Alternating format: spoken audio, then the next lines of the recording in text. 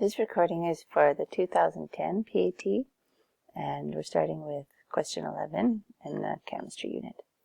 So in this question, they're combining some substances and recording some observations.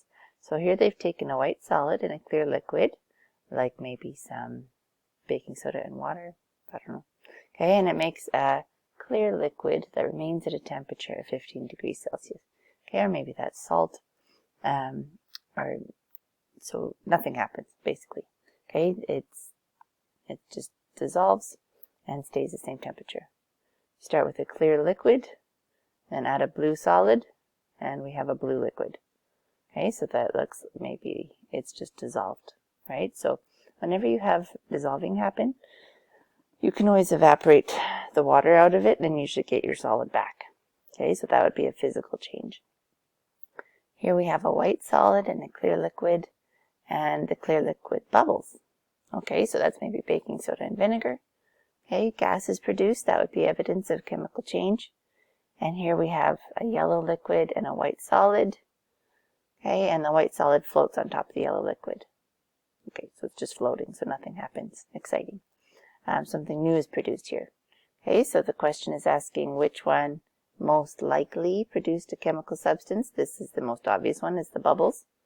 Okay, so we're going to go with number 3. In this question, they want us to count the number of atoms and to know what these atoms are. So C is for carbon, H is for hydrogen, O is for oxygen. Okay, and then they want us to count how many. So it's not helium, there's no He, it's one of these two. Okay, and then we have, if it doesn't show, we have one atom of each thing. Okay, so there's one carbon there, one oxygen, one hydrogen. So add them up, 1, 2, 3, 4, 5, 6, 7, 8. Right, so we have 8, which is this bottom one, D. Okay, that was number 12. Number 13, they've given us a little piece of the periodic table to use. Okay, they want us to look at beryllium. So the number of electrons, oh, that's nice, they even told us, ooh, LOL dolls. There's, I'm making a story, so there is a atomic number here that tells us how many protons and how many neutrons,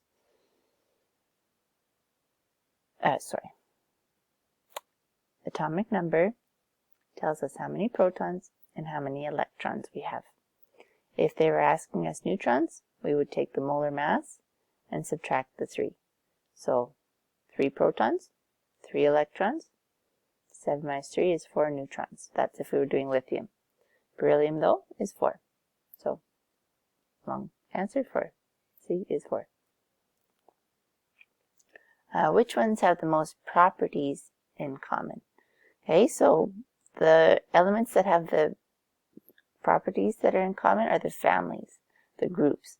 Okay, so these would be the alkali metals. I don't know why that could just pop up. And these are the alkaline earth metals, halogens, noble gases. Okay, so let's see if there's 2 in the same column. So fluorine and oxygen, nope. Fluorine and chlorine, yep.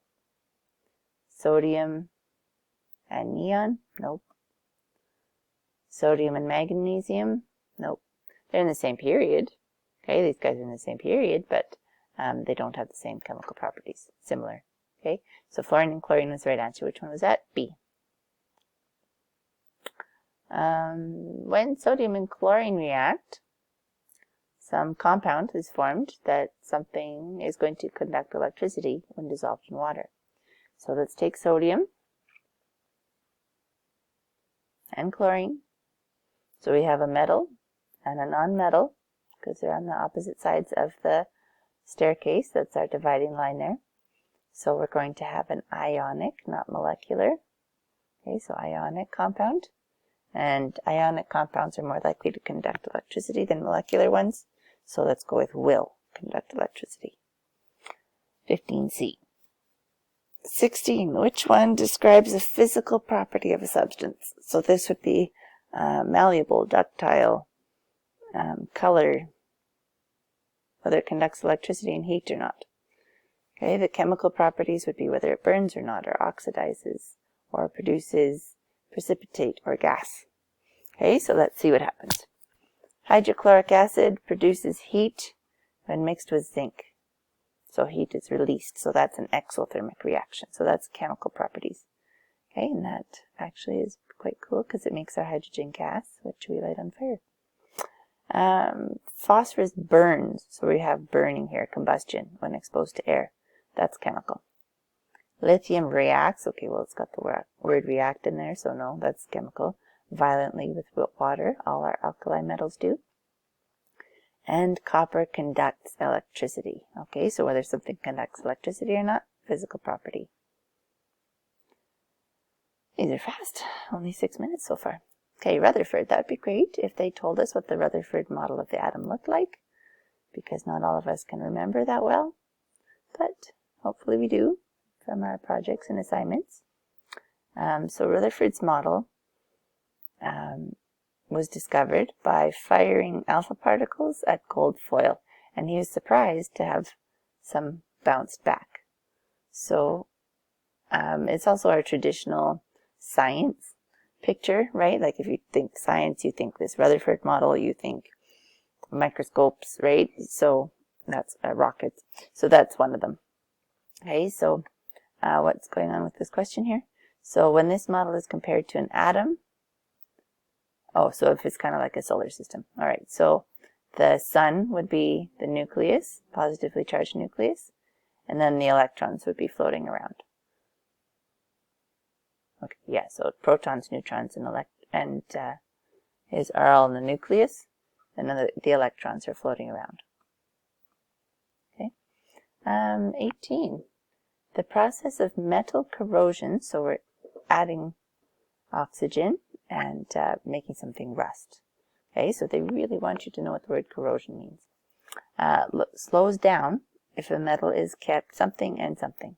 So to increase the rate of any reaction, okay, having more moisture and having something be hotter and powder and higher concentration is going to make it react faster. Okay, so anything that's going to be more likely to rust will be moist and warm. Okay, dry and cool is how we keep things from rusting. This one has to do with molecules and has marshmallows and toothpicks to represent that model. Okay, so really there's a bit of a trick to this one. You just count the atoms. Okay, so they're looking at 1, 2, 3, 4, 5 atoms, and hydrogen has 2. Methane, CH4, has 1, 2, 3, 4. And water here has 2 hydrogens, 1 oxygen, and ammonia, I think that's one, has 1 nitrogen and 3 hydrogens. So 4 atoms, 3 atoms, 5 atoms, 2 atoms. This one has 5. This one has 5. Big B. Okay, last 2 questions here. A group of students conduct an experiment. Okay. In the first reaction, the water starts at 40, and they check to see how long the tablet takes to dissolve. In the second one, they use the same type of antacid. Okay, so they're probably going to ask us what the variables are here. Those ones are the controlled variables. So there's things you've changed, those are your manipulated variables, and there's things that happen because of the thing you change. Those would be your responding variables, and your controlled variables are the items you leave the same. Okay, so in this case, it looks like they're changing the temperature. So the manipulated variable in this experiment would be the temperature. So time it takes for the reactions to occur, that would be a responding variable. Amount of antacid and type of antacid used, those are both controlled variables. You have to keep it the same. You can't change too many things when you're doing an experiment or you don't know what's going on. Okay.